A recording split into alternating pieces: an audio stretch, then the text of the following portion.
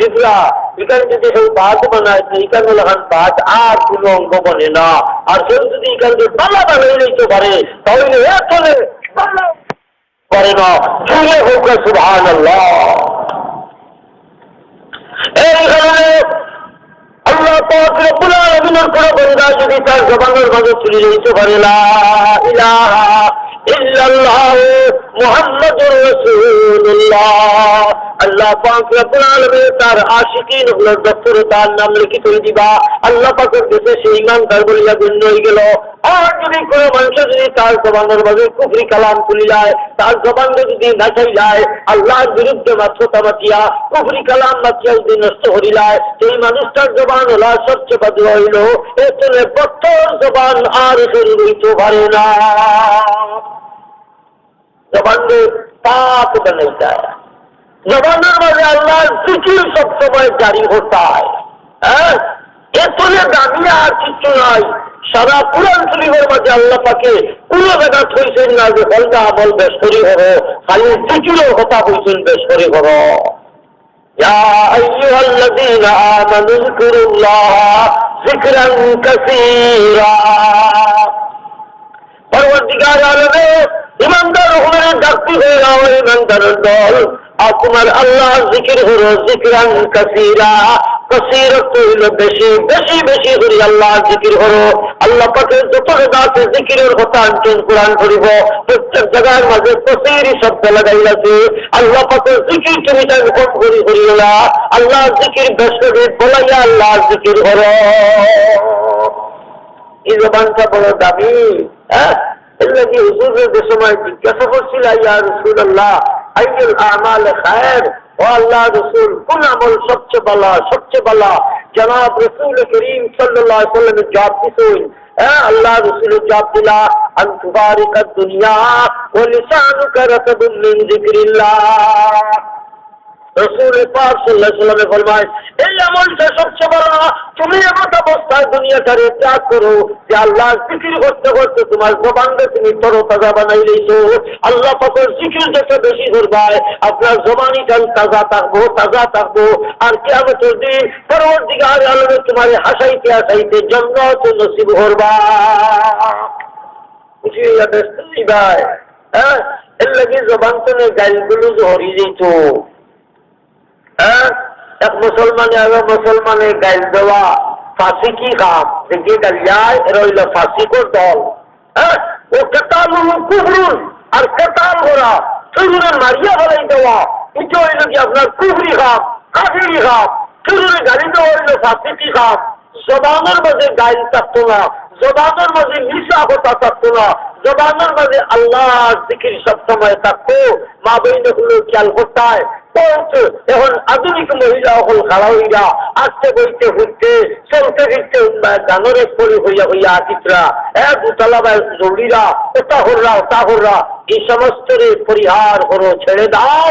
আল্লাহ পাক রব্বুল আলামিনের জিকির দিয়া জবান আবাদ ধরো। রসুলে ফরমাইতরা যে মানুষের আল্লাহ জিকির করনেওয়ালা জবান দিছে এই ব্যক্তির আল্লাহ পাকে সবচেয়ে ভালো জিনিস দান করলো। দ্বিতীয় নম্বর কথা, জনাব রাসূল মকবুল সাল্লাল্লাহু আলাইহি ওয়াসাল্লামে ফরমাইতরা ওয়া কলবুন শাকিরুন, আল্লাহ করে শুকর করনেওয়ালা দিল দিছে। আল্লাহ শুকরিয়া আদায় করতা, সব সময় আল্লাহ পাকের শুকর আদায় করতা। খাইয়া না খাইয়া, ফিন দিয়া না ফিন দিয়া, সব সময় যদি আল্লাহ শুকরিয়া আদায় করে লইতে পারো, আল্লাহ পাক রব্বুল আলামিন আপনার এই নিয়ামত বাড়াইয়া দিবা। দিন দিন আল্লাহ পাকে বাড়াইয়া দিবা। বাড়াইতে সে সময় দেখবায় যে নিয়ামত রে আপনি সামাল দিতে পারবেন না, ওলা ওখানে তো সেনকে নিয়ামত পরবর্তীকার আলমে দান করবা। মুসা আলাইহিস সালাম রে হয়েছিল একটা চাই, হয়েছিল মুসা আপনি তো কলিমুল্লাহ আল্লাহর সঙ্গে গিয়া বাচ্চা আপনি করুন, আমার আল্লাহ কত নিয়ামত আর অত দৌলত দিছুন, হিসাব কিতাব করিয়া রাখতাম পারিয়া না দিয়া হইল তুমি আল্লাহ রে তাই যদি দয়া করুন যে আমার কিছু মাল কমাইয়া দিতা। আর এক ব্যক্তি বড় গরিব, এক বস্তু খাইলে আরো বস্তুর কোন ব্যবস্থা নাই, ও বেটায় মুসা আলাইহিস সালাম কইল, মুসা আল্লাহ পাক রব্বুল আলামিনের কাছে গিয়া কইও, কারণ যদি মনে হয় যে আমার ভাইকে একবার চাইটা এখন খাইলে আর খাইবার নাই, পেটো হিন্দি লেখে খিচখিচির মাঝে দিবার নাই, এইভাবে সালো সানি নাই, কত নোংরার সমস্যা হলোর মাঝে আমি জর্জরিত, তুমি আল্লাহর কাছে গিয়া কইও তার মনে হয়েছে আমারও কিছু দৌলত দিতা। তাতে ডাইরেক্ট খবর পাঠাই দিত। আর মুসা আলাইহিস সালামে আল্লাহর লাগি গিয়া মাত্তা তখন আল্লাহ পাক রব্বুল আলামিনের কাছে মুসা আলাইহিস সালামের সওয়াল করলা, ওই আল্লাহ তোমাদের দৌলতময় বান্দা হয়ে দিছে, তারে কিছু নিয়ামত কমাইয়া দিতায়।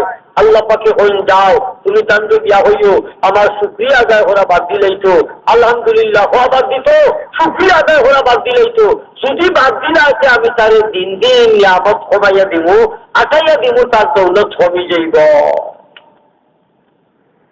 হযরত মুসা আলাইহিস সালাম আল্লাহ পাক রব্বুল আলামিনের কাছে আবার সওয়াল হইল, আল্লাহ আর গরিব দুঃখী একজন মানুষ হয়ে দিছে, তারে কিছু খেয়াল হইয়া ওরা দৌলত দিতায়, এই সবচে এক বেলা খাইলে আর বেলা খাইবার পায় না, পরবর্তীকার আলমে হইন যাও আমার ওই গরিব গুলামকে গিয়া হইও, আয় খাও কেন না খাও, উপাস থাকুক আর খাও তারে হইও, সর্বাবস্থায় আমি আল্লাহ পাক রব্বুল আলামিনের জিকির করিয়া যাইত, আমার শুকুর আদায় করতো, আমার শুকুর আদায় যদি করে যত বেশি শুকুর আদায় করবো আমি ধীরে ধীরে তারে দৌলত দিয়া মালামাল হরি দিব। মুসা আলাইহিস সালাম তো শিবাঞ্চুর তখন দৌলতমন্দ জিগাইল, মুসা আমার খবর কিতা? মুসা আলাইহিস সালাম তোমার খবর, আল্লাহ কইছেন তুমি আল্লাহ শুকরিয়া আদায় করা কমাইলি যায় বাদ দিতায়, তো আল্লাহ তোমার দৌলত কমাই দিলেই বা বেটার তো লাকি ভাগ্যবালা, গতিকে বেটা করো মুসা এটা কিতা মাসলায়, আল্লাহ আমার নিয়ামত দিবা আর আমি শুকরিয়া আদায় করা বাদ দিলে মুইটা কখন হইতে পারে না, তখন আল্লাহ কইছে তোমার দৌলত আর কখন তো নয়, আল্লাহ খালি দিন দিন বাড়াইয়া দিবা। হযরত মুসা আলাইহিস সালামের কাছে ওই গরিব মানুষটা জিজ্ঞাসা করলো, মুসা আমার খবর কিতা? হযরত মুসা আলাইহিস সালামের জবাব দিলা হইলা রে বা আল্লাহ পাক রব্বুল আলামিন ফরমাইছেন তুমি খাও আর না খাও সর্বাবস্থায় আল্লাহ শুকরিয়া তুমি আদায় করতায়, যত বেশি শুকরিয়া আদায় করবায় পরবর্তীকার আলমের তার পক্ষ থেকে তোমার দৌলত দেনা আরম্ভ করবা। গতিকে তার ভাগ্য বলা নাই হইল মুসা খাইয়াও হইতাম আলহামদুলিল্লাহ আর আনা খাইয়াও হইতাম আলহামদুলিল্লাহ, এটা আমি ভাবতাম না, আমার পক্ষে এটা সম্ভব নয়। রইল ওই শুনি ওই যে শুক্রিয়া আদায় করার মাত্রা পুরুষ আর মহিলা এই দুই গুলোর মাত্রা কি আর চিন্তর মাঝে ওরা বেশি, এরা শুকুর আদায় করে কম কম। এটা আমার কথা নয়, এটা হাদিসের কথা। বুখারী শরীফ কিতাবুল ঈমান হ্যালো বাবু কাইফা কানা বদুল্লাহি ইলা রাসূলিল্লাহি সাল্লাল্লাহু আলাইহি সাল্লাম, আল্লাহ রাসূলের কাছে ওহী কিলা নাযিল হইতো ও বাপ, আর এর বাদে কিতাবুল ঈমান ও কিতাবুল ঈমানের মধ্যে হযরত ইমাম বুখারী রাহমাতুল্লাহ আলাইহি আপনার পাঠ আরম্ভ করছেন যে বাবু কুফরানিল আশির কুফরুন দুনা কুফরিন, স্বামীর নাফরমানি করা কুফরি কাম। ইমাম বুখারী রাহমাতুল্লাহ আলাইহি পাঠ দিয়েছেন শিরোনাম কুফরি কাম, স্বামীর নাফরমানি করা। এই পাঠের মাথায় হযরত ইমাম বুখারী রাহমাতুল্লাহ আলাইহি জনাব রাসূল মকবুল সাল্লাল্লাহু আলাইহি সাল্লামের হাদিস বয়ান করা। আল্লাহ রাসূল ফরমাইছেন লাউ আহসানতা ইলা ইহদাহুন্না দাহরা সুম্মা রাআত মিনকা শাইআ, আল্লাহ রাসূল ফরমায় মহিলাগুলোর মধ্যে একটা হস্তকারী পাঠ হইল, এই জীবন ভরা যদি তার লগে সদ্ব্যবহার করো, পালাহরি খাওয়াও, পালাহরি কিন্দাও, পালাহরি উড়াও, চুইচাবাকে যদি তার এখানে অল্প সপ্তাহে তুমি দুরুস্ত করিয়া দেও, ঠিক করিয়া দেও, আর হঠাৎ করিয়া যদি দেখে কিছুদিন ব্যতিক্রম হয়ে গেছে গিয়া, তখন আল্লাহর বান্দে হইব মা ওয়াজাদতু খায়রান কাত্তু, হইব তোমার ঘরে আমি আইলাম, আস্তা জীবন আমার গেল কিন্তু যে করিয়া আমি কোনো পালাই তোমার কাছে পাইলাম না। এই অবস্থা অনেক মহিলা হলো, অনেক মহিলা হলো বললো আমার মোবাইলে কিনা শাড়ি কিনছিলা, কত দামি শাড়ি, আর আমার লাগে চিঠা এটাই জন্যে আমার দুস্থ হলার বুজুর্গ হল এই কারণে জনাব রাসূল মকবুল সাল্লাল্লাহু আলাইহি ওয়াসাল্লাম ফরমাইলা মহিলাগুলোর মাঝে নাশুকরির মাত্রা বড় বেশি। অগরের বিবিয়ে অগরের দি কিচ্ছু দিন আর হিবস্তলে যদি কুন্তা পাই না তো হইবার টাকা হোক আমি আর কুন্তা পাই না।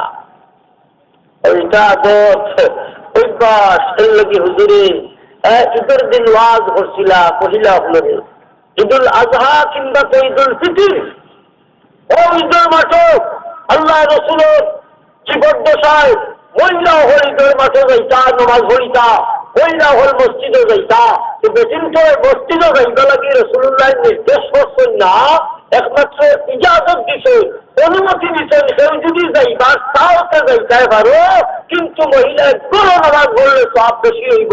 শুধু ইজাজত আছে মসজিদে যাওয়ার, নির্দেশ আছিল না যে যাওয়াও লাগবো। জনাব রাসূল মকবুল সাল্লাল্লাহু আলাইহি ওয়াসাল্লামের সময়ে মহিলা হলে মসজিদে গিয়া নামাজ পড়ছে, ঈদের মাঠে গিয়া ঈদের জামা নামাজও শরীক হইছে। কিন্তু যে সময় রাসূল পাক সাল্লাল্লাহু আলাইহি ওয়াসাল্লাম দুনিয়াতে তশরীফ নিলা গিয়া হযরত আয়েশা সিদ্দিকা রাদিয়াল্লাহু তাআলা আনহা ফরমাইলা, আজ যদি আল্লাহ রসুল দুনিয়াতে জীবিত থাকতা আর এখন রসুল দুনিয়াতে যাওয়ার পথে যে পরিবর্তনটা জমিনের মাঝে আইছে, এই পরিবর্তন যদি দেখতা, এটা ফিতনা হল যদি দেখতা, তাহলে আল্লাহ রসুল দুনিয়ার থাকা অবস্থায় তাই না নিষেধ দিয়া গেল যে মহিলা হল তোমরা আর মসজিদ আইও না। ও ধরনের খলিফা হল হযরত উমর রাদিয়াল্লাহু তাআলা আনহু মহিলা হল মসজিদ যাওয়ার বিরোধী। হযরত উমর রাদিয়াল্লাহু তাআলা আনহু এক বিবির সাথে করতে চাইলা, আর যে সময় বিয়ার মাকে দিলা তখন বিবির গাদই যে উমর রাদিয়াল্লাহু তাআলা আনহু মসজিদে যাইতে দেই না বেচিন করে, তো তাই শর্ত করলা হইলা, ও উমর খলিফা আমি আপনার এই স্বামী হিসাবে বরণ করব মানি লইমু, তবে আমার একটা শর্ত হইল আমি মসজিদে যাইতে তুমি আমার বাধা দিতে পারতায় নাই, ওই শর্তে আমি তোমার লোকে বিয়া বলব। সুবহানাল্লাহ। যখন চিন্তন নামাজের কি পর্যন্ত এসকি আছিল হি জমানা, আমি বলছি তোমার যে শর্ত মসজিদে যাইতে আমার তুমি বাধা দিতে পারো না। হযরত উমর রাদিয়াল্লাহু তাআলা আনহু চিন্তা করলা যে মহিলার সাথে আগে বিয়া হইলাই বাদে ব্যবস্থা করব। হইলা কি হয় আপনার শর্ত আমি মানে মসজিদে যাইতে তোমারে আমি কোনো বাধা দিতাম না, মানলাম। বিয়া হইল। হযরত উমর রাদিয়াল্লাহু তাআলা আনহু আল্লাহর বান্দি তশরিফ আনলা, আর যখন এশার নামাজের ওয়াক্ত হইছে হযরত উমর রাদিয়াল্লাহু তাআলা আনহু তো মসজিদে মহিলা যাওয়ার পক্ষে তাই নসলা না, প্রতিকে মহিলা বাড়াইতে নামাজ হইতা, আর উমর রাদিয়াল্লাহু তাআলা আনহু আগে দিয়া এক বনের সুবার ভিতরে বই দিয়েছেন তাই লুকাইয়া, আর যেমনি খালি কান দিবি রাস্তাতে নামছই, আর হযরত উমর রাদিয়াল্লাহু তাআলা আনহু ঘরে দিয়া গিয়া তান্তে কিছু লাড়াফাড়া করি লইছ। তো তার দৌড় লাগছে রে বাবা, মসজিদে যাওয়া তো আর নিরাপদ নয়, বাদর দিন দেখা যায় আর মসজিদে যাই না। হযরত উমর রাদিয়াল্লাহু তাআলা আনহু কইলা যে ব্যাপার কিতা মসজিদে যাও না কেন তাই না নি বলেছি না, তখন আর এই ঝুঁক রয়েছে না, করতে গেছে এটা নিরাপদ নয়, এর নাকি আর মসজিদে যাইয়েন না। একমাত্র তাকে মসজিদ থাকিয়া বিরত করছেন, ঝুলে হোক সুবহানাল্লাহ। আমার দোস্ত হল আব্দুল গ্রহণ রাসূল পাক সাল্লাল্লাহু আলাইহি ওয়াসাল্লাম মাঠে বয়ান দিয়া, আর মহিলা হল ঈদের ময়দানে হাজির, ঈদগাহ মাঝে হাজির। জনাব রাসূল মকবুল সাল্লাল্লাহু আলাইহি ওয়াসাল্লামের বিভিন্ন করে ওয়াজ হচ্ছে নৌকতা হইয়া, ইয়া মাশারান নিসা তাসাদদাকনা, ও মহিলা হুরের দল তাসাদদাকনা, তোমরা সদকা করো, সদকা করো। আল্লাহ রাসূল ফরমায় সদকা করার লাগি তোমার নির্দেশ দিলাম কি কারণে, কি লাগি তোমার সঙ্গে সদকার কথা হইয়া। আল্লাহ রাসূল ফরমাইরা ফাইন্নী উরিতুকুন্না আকসারা লিল্লাহ, কারণ আল্লাহ পাক রব্বুল আলামিন আমারে দেখাইছেন বেশি অংশ এই মহিলা হল তোমরা জাহান্নামের মাঝে ঝুলি যায়। এই অংশ দেখছি পুরুষ থেকে মহিলার অংশও বেশি, এই হিসাবে তো বেশি হওয়ার কথা। আর দ্বিতীয় হইল মহিলা হলের মাঝে কিছু খাসলত আছে, বাদ যে কারণে আল্লাহ রাসূল ফরমাইলা বেশি অংশে বেদিন চলে আমি দেখলাম যে জোহর মাঝে জলিরা। জনাব রাসূল মকবুল সাল্লাল্লাহু আলাইহি ওয়াসাল্লামের এই ঈদের মাসে দুইটা কারণ বেদিন তোর সামনে দরিয়া তুলছেন। এক কারণ হইল কোন কারণে তুমি দুজহ জ্বলরায়, আল্লাহ রসুলে ফরমাইলা এক কারণ হইল তুকসির নাল্লানা, এক কারণ হইল তোমরা মানুষের উপরে লাভ করো বেশি, টাকা ফলাও বেশি, মানুষের উপরে বদুয়া হল করো বেশি। এর লাগে আমি দেখছি দুজকের মাঝে বেশি অংশে মহিলা হল জ্বলি যায়। আরেক কথা উল্লেখ ফরমাইলা তাকফুরুনাল্লাহ আশিক, তোমরা স্বামী আশিক বেতন দিন ভাইয়ার হইব জলদি টাকা ফলাও। ইলা গরম বেটিও আছে হইব জলদি বেতন হইল ভালো না স্যান্ডেল দিবাই। তো বিয়া করছো লন্ডনী বেটি, লন্ডনী বেটির লোক লইয়া দেখো তোমার লাড়িয়ে কতখান তামাক মলিবা বুঝাইছেন। লন্ডন তো দৌড়িরা আপনি সবাই অফিসও তাই সবাই কাজ লইয়া কে তোমার নাস্তা দিত, কে তোমার খাবাইত, কে তোমার খেদমত করতো, কে তোমার পানি বইতো, কে তোমার পাতার তেল দিত, কোনটা নাই কিচ্ছু নাই। আপনি কাজ চলা মনে হয়ে রাজ্য করতে স্বামীর বাইত অনবরত চলতে আছে দিন রাত 24 ঘন্টা। আল্লাহ পাক রব্বুল আলামিনের ফজলা কারণে আমরা দেশের মাঝে তো আবু বেছে নিতেছি না। আল্লাহ পাকে রাখতে তবুও কোনো মহিলার মাঝে এই ধরনের দুষ্টুরি থাকে, এটা আল্লাহ রসুলের একেবারে সলিড হাদিস আমি হইয়ার আমার সত্যতা কিনায় রসুল্লাহ 14 ভাবে ধরিয়া গেছে যে স্বামীর নাফরমানি করলে দুজো হলি বাধ্য। আর যদি মানুষের উপরে কথা ফলাও বদুয়া ফলাও তো ভুগিও তোমার লাগিয়ে দুজো হলি বাধ্য। জাহান্নামের মাঝে রসুল্লাহ দর্শন বেটিন জলিরা। আকায়ে নামদার তাজদার মদিনা হযরত মুহাম্মদুর রাসূলুল্লাহ সাল্লাল্লাহু আলাইহি ওয়াসাল্লামের দেখার কারণে বেটিন করে জাহান্নাম থেকে বাঁচবার পথ বাতাই দিলা। ও হুজুরে ফরমাইলা ইয়া বাশারান নিসা তাসাদদাকনা, ও মহিলা আপনার দল তোমরা সদকা করো। কেন সদকা করবো কিতা?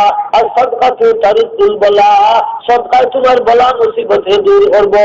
আর রাসূল পাক সাল্লাল্লাহু আলাইহি ওয়াসাল্লাম ফরমাইছেন আসসাকিয়্যু হাবিবুল্লাহ, আল্লাহ পাক রব্বুল আলামিনের রাস্তায় যে মানুষ সদকা খয়রাত করে পরওয়ারদিগার আলমে তার এই বান্দারে তান হাবিবুল্লাহর দফতর নাম লিখে দিবা।